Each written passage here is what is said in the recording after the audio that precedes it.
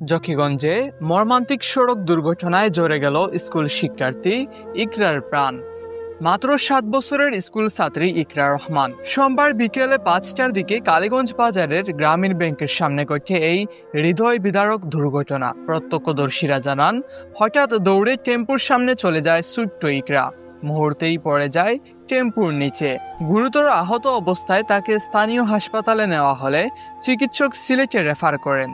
কিন্তু দুঃখজনকভাবে সিলেটে নেওয়ার পথে চারখাই এলাকায় শেষ নিঃশ্বাস ত্যাগ করে ছোট্ট এই স্কুল ছাত্রী ইকরা মানিকপুর ইউনিয়নের খোলা দাফনিয়া গ্রামের প্রবাসী হাবিবুর রহমানের মেয়ে এবং সীমান্তিক ইন্টারন্যাশনাল স্কুলের নার্সারি শ্রেণীর শিক্ষার্থী ছিলেন। ইকরার চাচা ও স্কুলের শিক্ষক আতাউর রহমান বলেন, এত ছোট্ট একটি প্রাণকে হারানো আমাদের জন্য খুবই কষ্টের।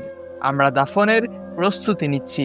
এই মর্মান্তিক ঘটনায় গভীর শোক প্রকাশ করেছে সীমান্তিক ইন্টারন্যাশনাল স্কুল কর্তৃপক্ষ। Ahmad Saeed, news desk, Zakiganj online TV.